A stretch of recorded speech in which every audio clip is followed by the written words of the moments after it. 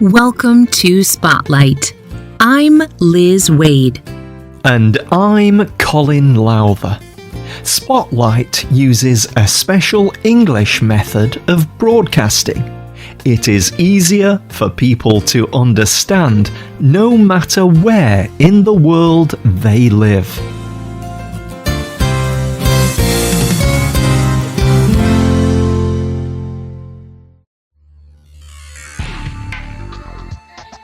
In March of 2018, many people in London, England, received some troubling letters. People in other communities, like Birmingham and Leicester, got these letters too. These letters were encouraging people to take part in an event. This event was called Punish a Muslim Day. The letter told people to do acts of violence against Muslims. The person who wrote the letters wanted to get lots of people to join. The Muslim community in England was very upset by these letters. Tell Mama is a group based in England. They support victims of anti-Muslim hate. Iman Atta was the director of Tell Mama. She told Sky News, "This has caused quite a lot of fear within the community. People are asking if they are safe. They are asking if their children are safe to play outdoors." These letters made people afraid. It was probably easier to not talk about them. In many situations, people do not talk about hate crimes, but there are ways to fight hate. Today's Spotlight programme is the second in a series of 10 programmes. In this series of programmes, we look at 10 ways to fight hate.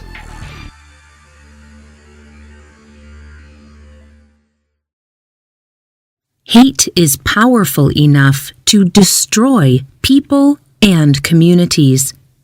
So the Southern Poverty Law Center has made this list of 10 ways to fight hate in your community. Today's spotlight is on the second way to fight hate in your community. Join forces. Mansour Ali was a resident of Manchester and a Muslim. He owned a cafe in Manchester, England. When he heard of these letters, he was hurt. He decided to do something. His family planned a different day. The day they planned was called Banish Hate Day. On this day, he encouraged people to be kind. His shop gave away free tea, cake, and other treats. Ali told the Manchester Evening News, "We will not let small-minded people set us against each other. Instead, our arms and doors are open, even to those minds that incite hate.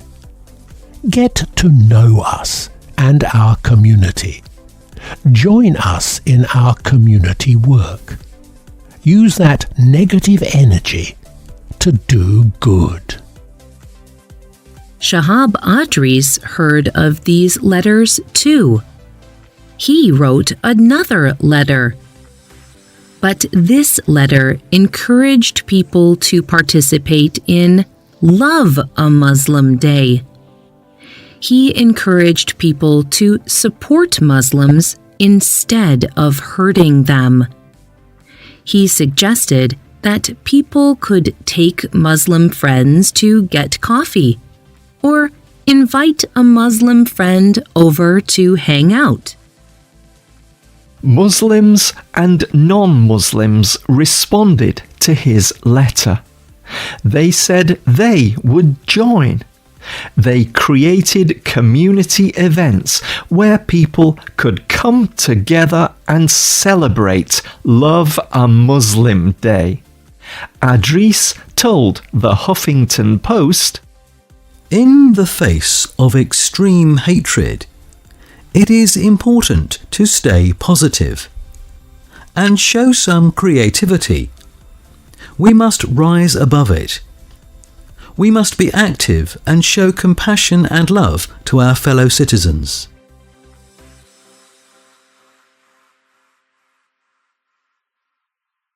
Sometimes bringing people together is a difficult job.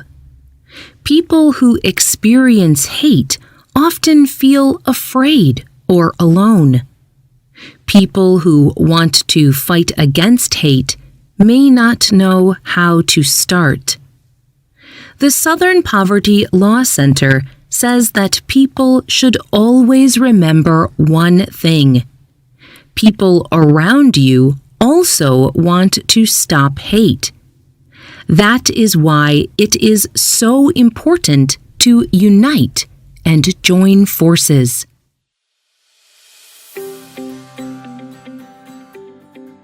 Everyone knows that there is power in numbers. Many people have a louder voice than only one person. More people can do more things. They can educate more people. Criminals may also be less likely to attack a larger group of people. And more people also means more ideas. Every person can add something. So how can you join forces?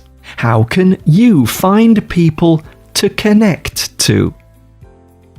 The SPLC says that there are many ways to join forces with other people. You can start by joining with people who you are already close to. Gather with your friends and family.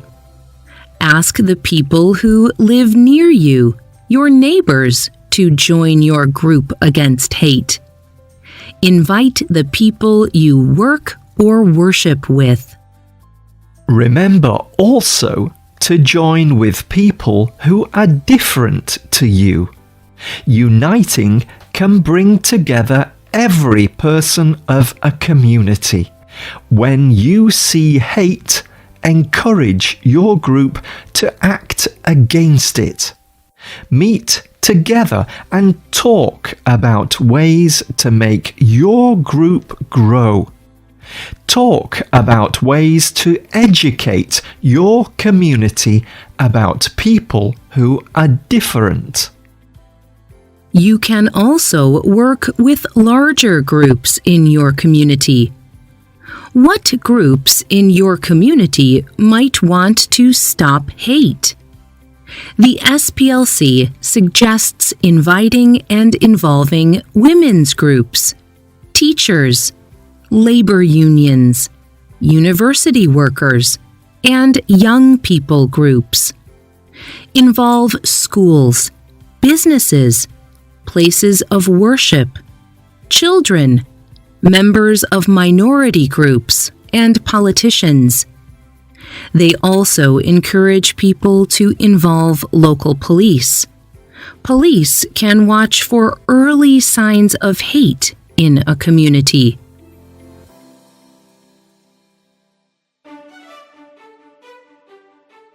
That is what people in London did when those letters arrived.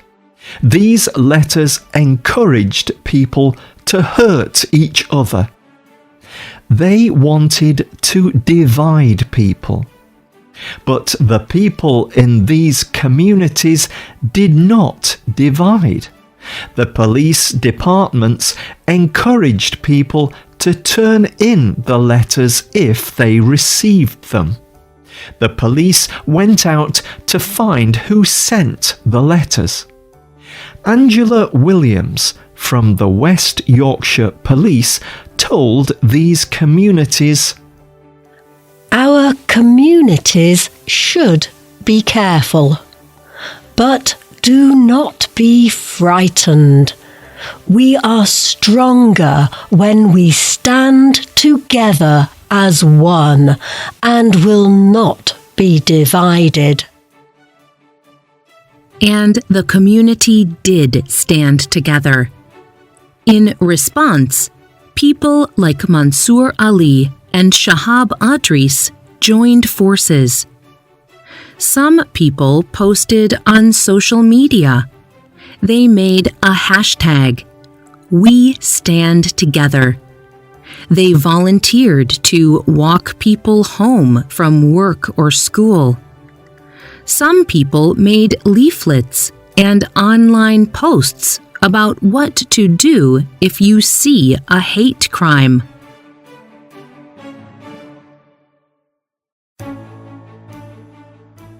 Sadly, hate exists in every community. But there are many ways that people can stand up and join forces against it. Remember that you are not alone.